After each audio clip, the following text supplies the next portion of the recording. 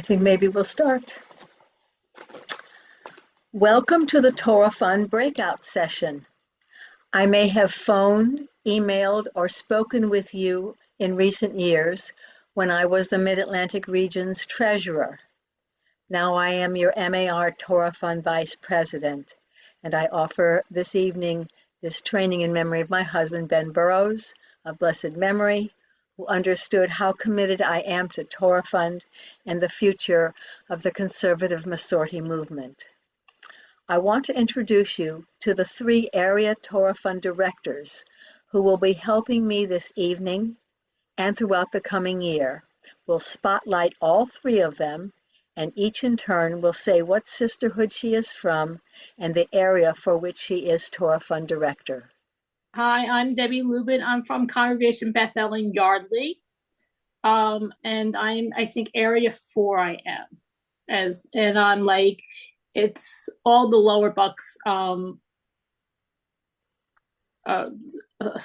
sisterhoods. It's Tifereth Israel, Brothers of Israel, Bethel, and Ohev Shalom.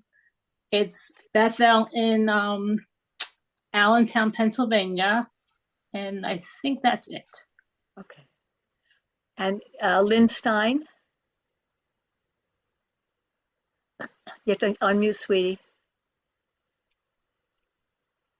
I'm Lynn Stein. I belong to Temple Beth Shalom in Cherry Hill, and I've been involved in Torah Fund for a long time.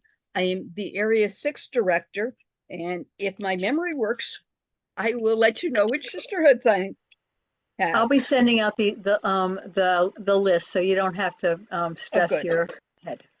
Okay, and then Athena, who will be doing our spotlighting. Athena Karpusas Elner. Hi, I'm Athena Karpusas Elner. I'm from Temple Beth Shalom, Cherry Hill, New Jersey. I am a past Southern New Jersey branch president and past International Torah Fund Patron Society chair and campaign development chair. Let's begin the beginning. The big news from this past year is that all 13 regions of Women's League together exceeded our $1.1 million goal for the general campaign. So far, the tally of what we raised for our support for the 5 global institutions of higher learning that Torah Fund supports is $1,279,139, with the money from Torah Fund e-cards still to be added to the total. The Mid-Atlantic region contributed to this success by raising nearly $154,000. So thank you, thank you. Last year, our region also contributed to the Creating New Spaces campaign. That's a special projects campaign for funds for a study space at Jewish Theological Seminary in New York and a gender bias and harassment course at the Ziegler School of Rabbinic Studies at American Jewish University, AJU, in Los Angeles. As a group, all 13 regions together only need to raise about $24,000 more to reach the complete goal of $200,000 for the Creating Spaces campaign. I just named 2 of the 5 global institutions of higher learning supported by Torah Fund, JTS and Ziegler. Raise your hand or use the raised hand icon in reactions if you can name any of the other 3 institutions. Lynn, let me know whose hand you see. I am looking. Okay. Eileen? Unmute, sweetie. Yep, doing that. Latino and the one in the Spanish one, Latino. Okay, in Buenos Aires, Argentina. In Buenos Excellent. Aires in Argentina. Yes. Anybody else for another one? I'm doing that without my papers, so That's I okay. don't know the full name. Okay. Anyone can give us one of the other 2? There's one in Jerusalem. Okay, Rochelle. Rochelle. Zacharias, I just lost it. I had it. Franklin. in Germany, right? Excellent. And then the last one, the one in Jerusalem, that is the Schechter Institutes, Okay. plural, Schechter Institutes of Jewish Studies in Jerusalem. And the two that we had in addition from Buenos Aires and from Germany are not so easy to say out loud. So I thought I would help you get comfortable with pronunciations.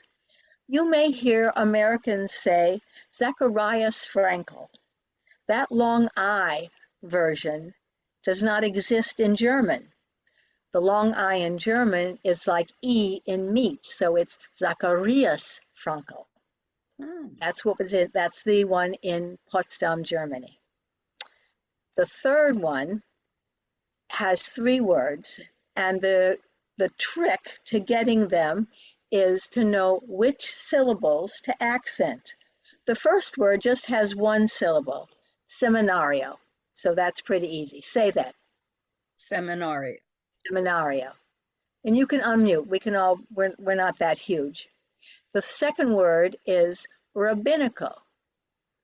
Rabbinical, 1 word, one accent. Try it. Rabbinical. If you put it together, it sounds like seminario rabbinico. Try that. Seminario rabbinico. rabbinico. Good. Now the third word has 3 accents. The first and third accents are strong, and the middle one is soft. It goes Latino Americano. Latino Americano. Try that. Latino Latino Americano. Americano. Again. Latino Latino Americano. Americano. Americano. So if you put all 3 together, it sounds like Seminario Rabbinico Latino Americano. Let's try that. Seminario Seminario Rabbinico rabbinico. Latino Americano. Americano. Again, let's try it. Seminario Seminario Rabbinico Latino Americano. If you do that a few times, it will begin to fall trippingly off your tongue as Hamlet counsels the players. Let's turn now for a good moment to best practice issues in fundraising, donor cultivation and retention, and encouraging gift upgrades. When your members make even small increases, it helps, right? Yes? Yes. Yes. I'd like to show you a way that the small increases can be paired with those that are more consequential. Take an idea not usually associated with Torah Fund campaigns, matching gift challenges. I'm sure you, like me, get lots of mailings about doubling or tripling the value of your donation if you make it by a certain deadline. Here are a couple that were delivered to me recently. This one from the Union of Concerned Scientists. 3 times matching gift response, all in bold caps. Please respond by July 31st, 2024. And it repeats, make your gift today to have 3 times the impact. Another one I received, let's see, from Finca, matching gift deadline. And as if from a bold black marker, crosses out July 31st, and then a big stamp, deadline extended, August 31st, and below it says, to make your matching gift, you can double the impact. It was just extended to August 31st. I was in public radio and TV for a couple decades. Perhaps you heard statements on your public radio station such as, a generous donor will contribute $4,000 if we can get 75 new donors or donors adding to their gift by the end of day on Friday. That set time frame brings urgency to the challenge, and the deadline and updates on reaching the goal would be recited on air frequently, and I would say ad nauseum, throughout the next 3 days. Sound familiar? I participated in such matching challenges as an on-air host producer and then utilized that strategy later as a fund development professional. Did I believe that if we didn't meet the goal of 75 new or gift-increasing donors, that the Public Radio Administration would say to the generous lead donor, "So sorry, we tried. You don't have to give us your $4,000. Nah. More likely, they'd be giving frequent updates to that generous donor, leading to fulsome and truly felt expressions of gratitude for helping to bring any donors new to the station and motivating other donors to dig a little deeper. Emphasis on strengthening the relationship with a generous lead donor, the frequency of communication, and making the donor feel really appreciated. Meanwhile, the matching challenge did take listeners and turn them into donors, new donors, people to thank, engage with, build relationships, cultivate and retain, so they become long-term, repeat donors who feel connected and eventually integral to the future of the station. That's donor cultivation and retention 101. But hold on, something more is going on. What brings that particular generous donor to the forefront? It's part of a process that I think of as AP, Advanced Placement, Donor Cultivation and Retention. The first step is identification. Are there several possibilities for a lead donor? Let's look at those more closely, which gets us to the next step, qualification. What are their respective giving histories? Over what time span? How strong is their interest in the organization, in this case, the radio station? Perhaps a donor's gift history is inconsistent. Sometimes a $3,500 gift, sometimes $2,000, sometimes $3,000.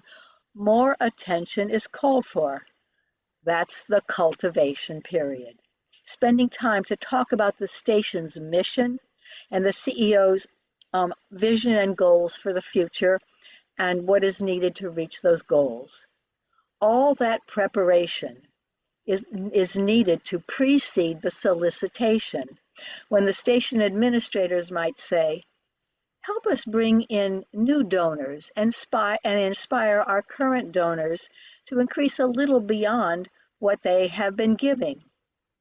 Please consider a gift of $4,000. Note the slight increase in the request to the donor beyond what the donor had been giving. Be a lead donor in a matching gift challenge. That will enable us to announce on air that a devoted donor to this station will contribute $4,000 if 75 new donors, etc., etc. I want to underline that by centering that donor as the matching challenge source, inspiring others to share in supporting the mission, the donor, say the donor is a woman, is actually witness to the impact of her gift. So the station is further strengthening that generous donor's connection to public radio and its mission. And after the success of the matching challenge and the gratitude, stewardship of that donor is important. Stewardship includes ongoing communication about, and when it's the right time, involvement in plans for the station. Just think, for this lead generous donor, the matching challenge helped to lock in an increased gift of $4,000. And now stewardship offers a path over the next several years for the station and the donor to explore increasingly larger gifts, perhaps at some time something transformative.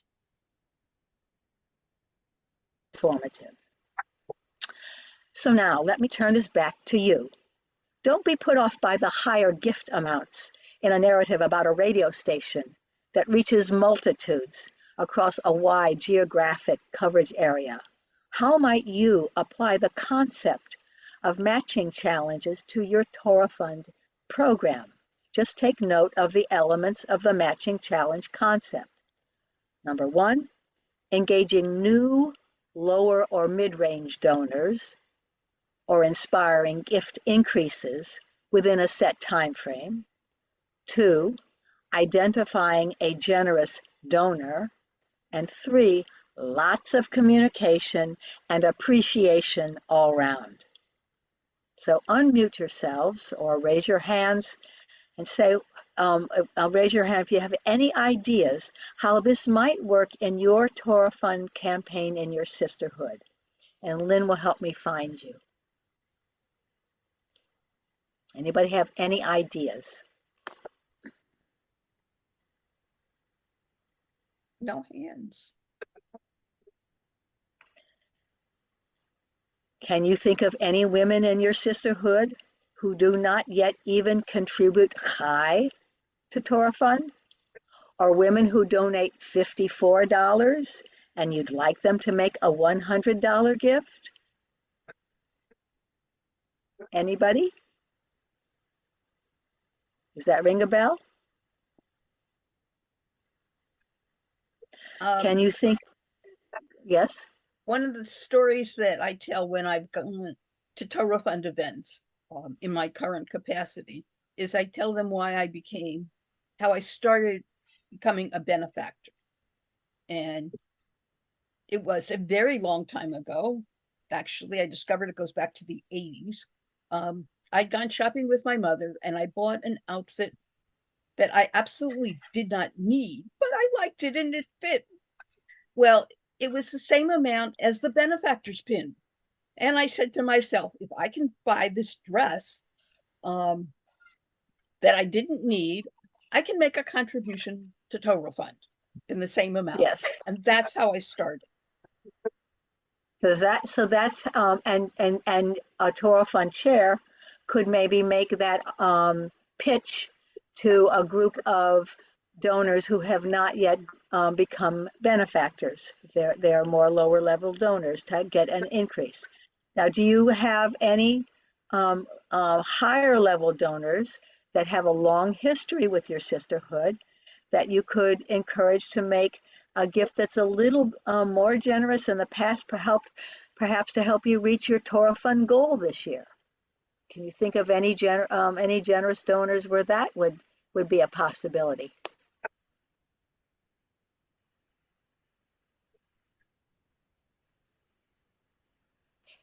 Ariane. Eileen. You can always remind your donors, and we do this a lot, and some go, oh, I never thought of that. There's matching funds from where they work.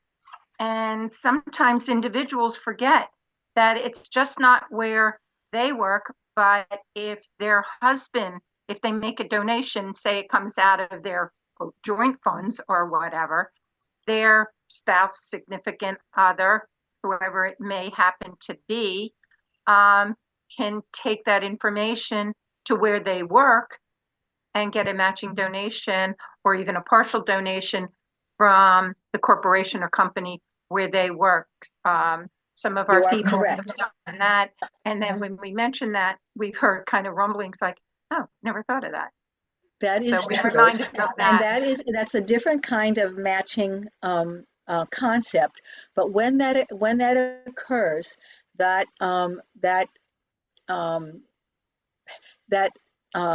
payment by the matching gift company would be made out to the Jewish Theological Seminary, because that's where the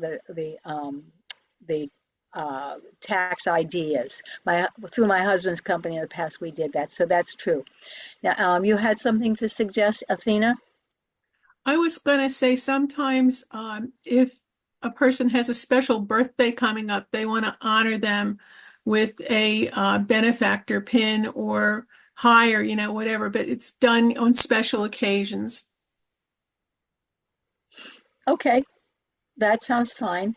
And just remember that communication from you is very important. People give to people, and you don't lose sight of the ultimate purpose of Torah Fund to support the 5 global institutions of higher learning that enhance our conservative Masorti movement, but it's you who connects your members to that purpose, because people give to people. I want to give you one example of donor cultivation that I implemented as Torah Fund chair of my sisterhood about 7 years ago, which was to hold a VIP reception prior to the main event. We Skyped. It was before Zoom.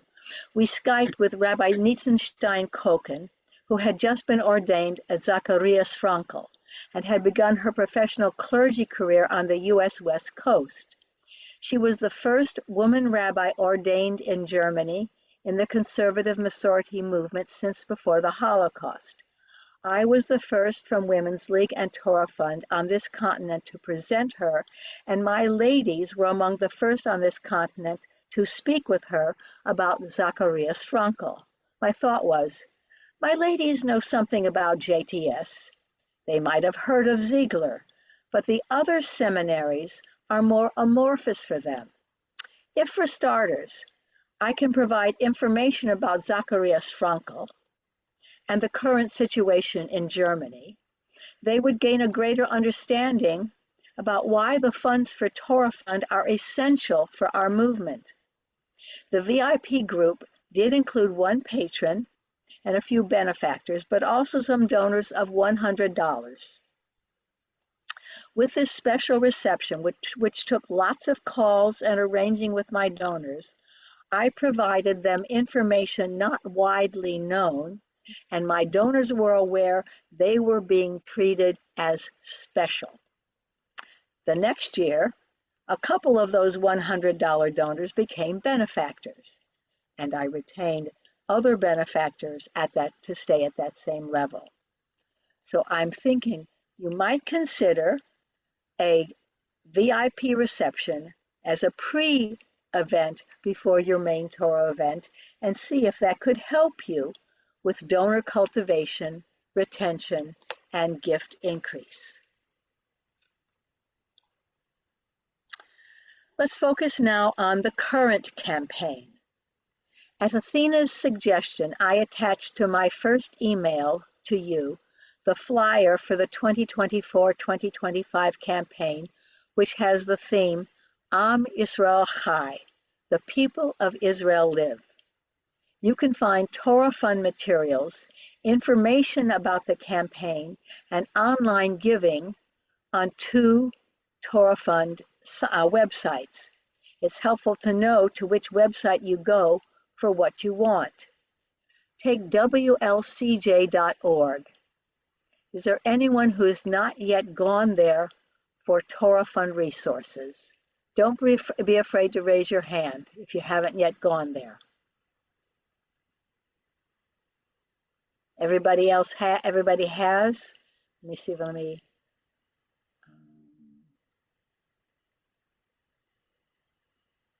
Okay, so I do not need to take you through the steps of going where you sign on and you click on download member materials, and there's lots of things on the main set up with 2024 campaign, and there's evergreen materials. You've all been there, right? Is that correct? Yes, okay, all right. So I want to mention that on the Evergreen folder, if you haven't been there recently, there's a Person of Achievement certificate, which you can edit for honorees at events by typing in their name and the date of the event.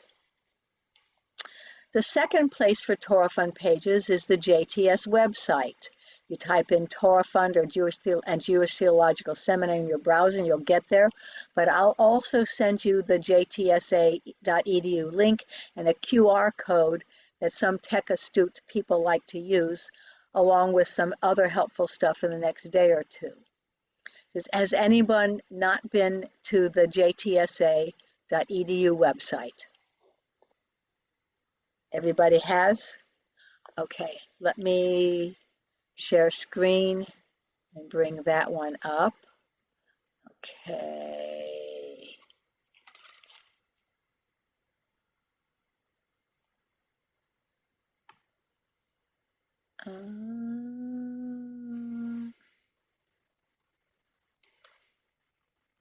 Show all windows. Okay, here we are. Okay, so this is JTSA, and what's really, really helpful are the rectangular buttons on the right side of the page when you're there. So you can just click on Donate to Torah Fund, so those pink rectangular buttons. And there's some other things, Torah Fund Legacy Society and Torah Fund e-cards. So that's a very helpful site to go through. Okay.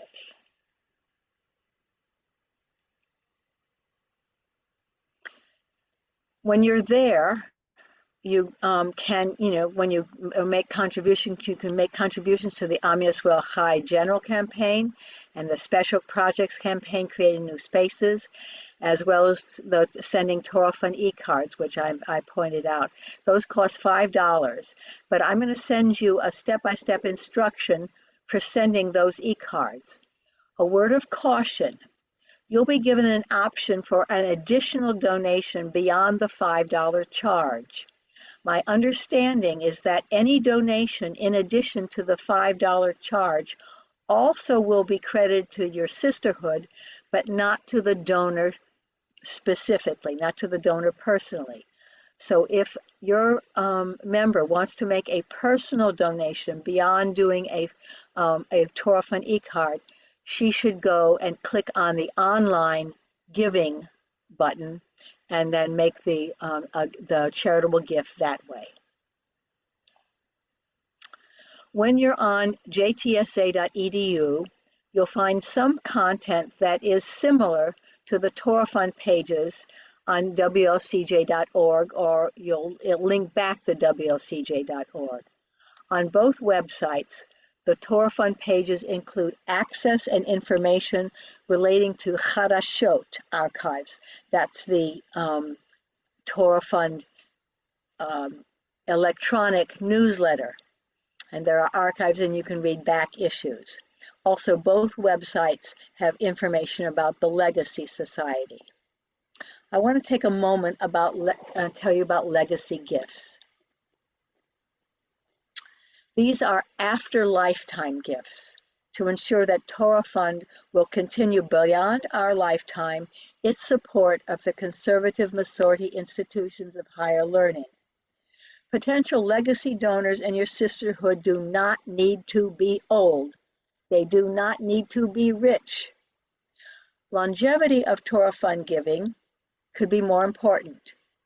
Really, you might share information about the Legacy Society with any of your long-term Torah Fund donors. There's no minimum gift. It can be a bequest in a will or a trust, or naming Torah Fund as a beneficiary of a life insurance policy, IRA or pension fund, or cash or assets. The Torah Fund office provides bequest language that can use. I found the Torah Fund office makes it really easy. I had done a codicil to my will, but the office did not want a copy of it. I did not send any documentation. It's the honor system. I simply completed a bequest confirmation form, and they sent me this charm that hangs down from my Torah Fund pin. And I'll move the charm each year to the next pin. I can increase or decrease my bequest over the years. It's not irrevocable. It's so easy. It's good for Torah Fund's future. It's worth considering. In my follow-up emails, I'll include Legacy Society information and the bequest confirmation form. The Mid-Atlantic region is divided into 5 areas, oddly starting with 2, so it's 2 through 6. My recommendation is that you know what other affiliate sisterhoods are in your region, in your area. You can collaborate. When I was an area director, not a Torah Fund area director, but a general area director, I planned with Violet Zeitlin from AJ and Patty First from Beth Shalom all of us in Elkins Park, to bring Lisa Kogan, at that time an education professional on the staff at Women's League in the New York office. And she did a presentation on how Eve has been portrayed in artworks and literature, basically changing the views of women over time. The ladies from our three sisterhoods loved it. Now you might plan a collaboration in which one sisterhood has a person who's really good at online Torah Fund contributions and can help others, while another sisterhood could help with sending Torah Fund e-cards. And you share the costs of the Nash, or identify another theme on which you'd collaborate. In the next day or so, I'll email everyone a list of the areas and synagogues with the email addresses of the attendees tonight or others who did a special training with Shelley and me. And if you aren't already in touch with one another, you'll be able to do that if you like. Among all of you, I know there's quite a bit of experience with submitting checks with transmittal forms. So what's new? What should we take special care about in donation processing? Here are some precautions that are advised to minimize confusion when gifts are received at JTS and to ensure proper crediting in the Torah Fund office of donations to your members and your sisterhood. When you mail transmittal forms with checks, address the envelope specifically to Cheryl Moss Solomon, the finance manager for Torah Fund. I'll send you all her contact information. Cheryl says this past year, mail sometimes got waylaid somewhere at JTS, she's not sure where, and took a long time to get to her desk. Putting her name on the envelope helps to keep the delivery process smooth. As in the past, we highly recommend you use priority mail. Delivery is quick and there's tracking.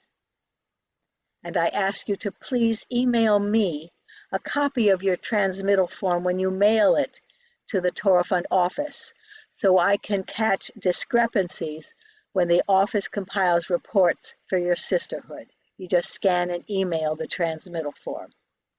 And do keep extra blank copies handy for yourself when you need one so you don't hold checks for more than 3 weeks or so.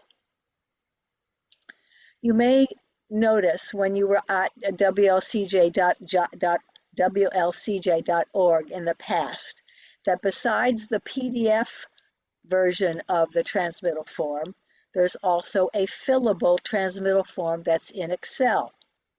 With my email to you in the next couple days, I'll include the link to that fillable form in case you'd find that convenient. As for online gifts that your members make, these aren't usually referenced on the transmittal forms. Please ask your online donors to send me a copy of their receipt or email you the receipt and you forward it to me. That way I can check that the donation shows up on your Torah Fund report for that month. Remind your members when they make a Torah Fund donation online to be sure to fill in the fields for affiliate sisterhood name and location so the Torah Fund office easily credits the donation to your sisterhood. I'm told Torah Fund goal letters will go out this month. When you receive your letter, if you think your goal is too high, please reach out to me directly. I'll discuss it with Marilyn Berkowitz, the Torah Fund Vice Chair Finance. Sometimes I'm told the goal is lowered a little bit. So now that we're clearly in gallery view, I can see everyone. And so I'm going to go to some questions for you. And for the most part, so unmute yourselves.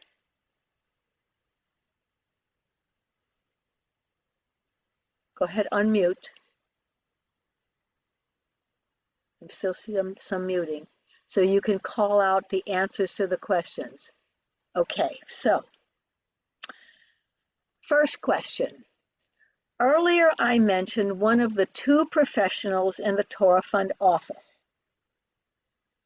Finance manager Cheryl Moss Solomon.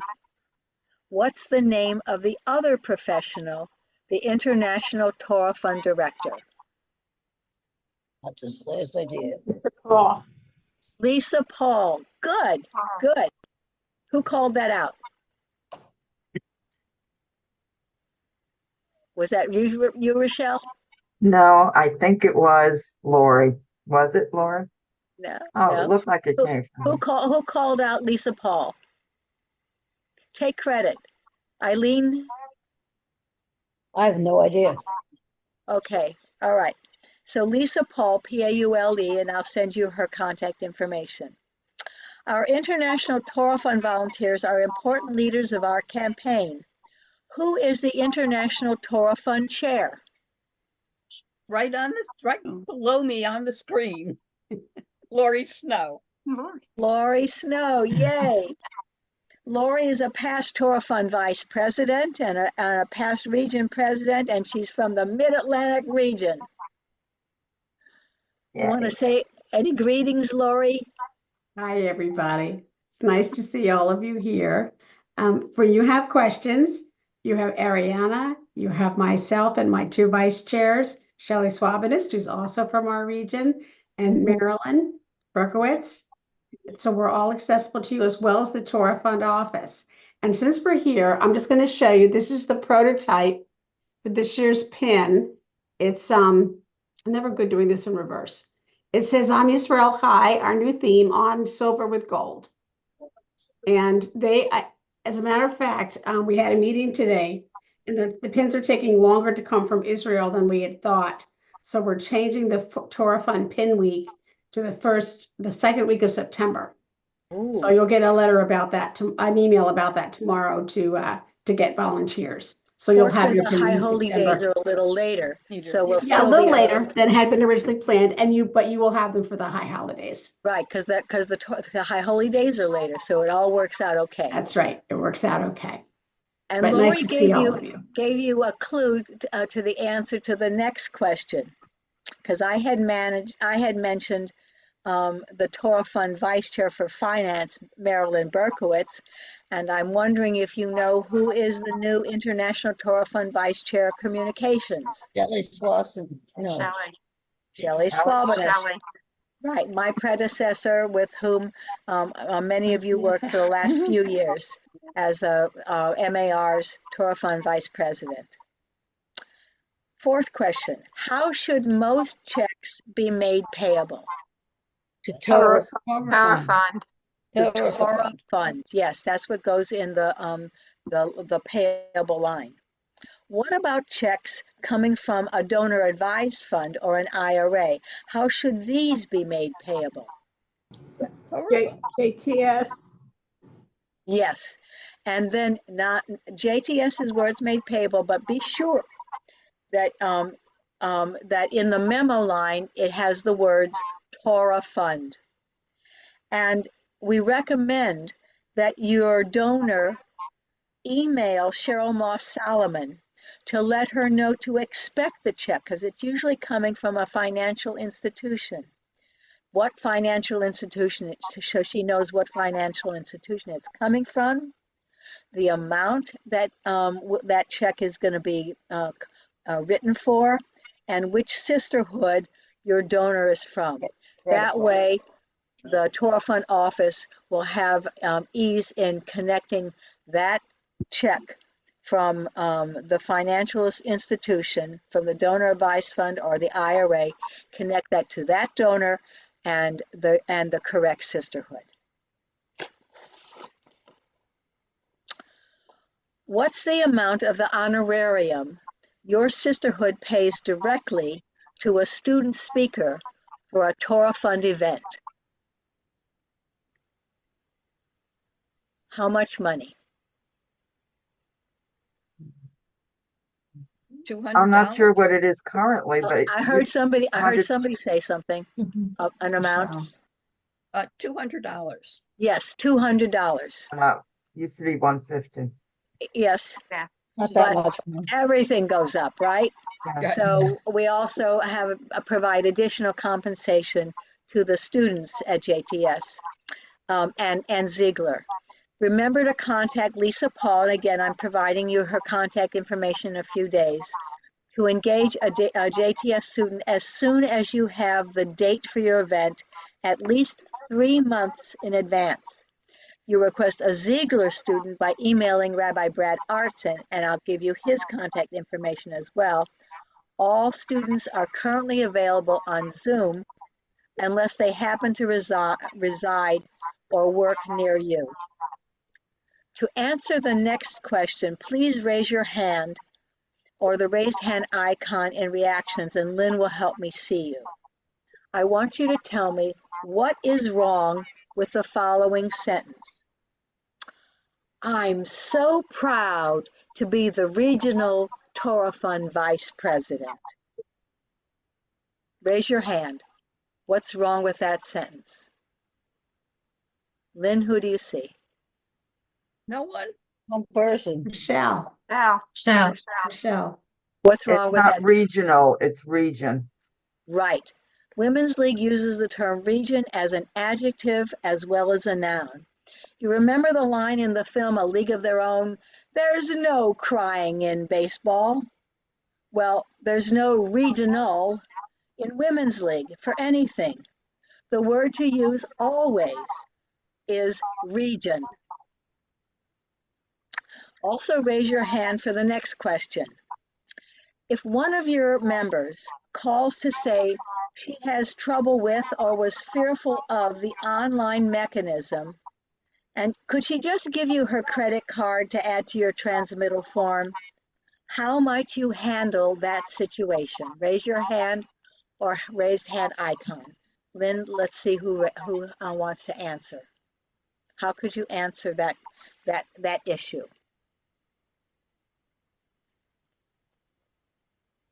Hands. Oh, Erica. Erica Ritter. I've what I've done, I would never take somebody's credit card. But what I have done is set up a call with them and walk them through it, like where we just work together on it. Excellent.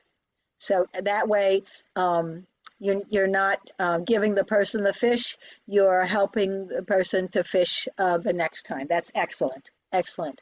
Did you have another thought, Robin? Were you going to answer? What we've done in the past is we get the credit card to our synagogue, and the synagogue writes you a check. But then the donor does not get the full credit for the donation. They So do, because they're getting the donation from the synagogue. I see. Okay, but not from Torah And Fund. either way, it washes. Okay, so there are a couple ways to make sure your donor can make, if she would like to make her donation directly to Torah Fund.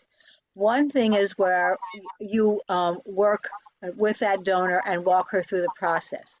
You also can give her the phone number for Cheryl Moss Solomon. And again, I'm going to be giving you that her contact information. Your member needs to speak to Cheryl Moss Solomon directly, personally. Now, if she doesn't reach her, she can leave a voicemail for a callback, but definitely no credit card information on that voicemail. And when Cheryl calls back, then she can give Cheryl her credit card information. And that also will be a direct online credit card payment to Torah Fund. Let's go back to calling out answers. As many of you know, there's a QR code and also a link to get directly to the donation page on the JTS website, and I'll send you both in the next day or so. When a member of your sisterhood goes to the Torah Fund page on the JTS website, she might see two buttons for making her donation: Donate Now and Give Now. Which button should she use for her Torah Fund donation? Raise your hand. Give, Call out your answer. give now. Give now. Yes, give now. Donate now shows up first, so remind your donor to scroll down past donate now until she gets to the button that's give now. And that will get her donation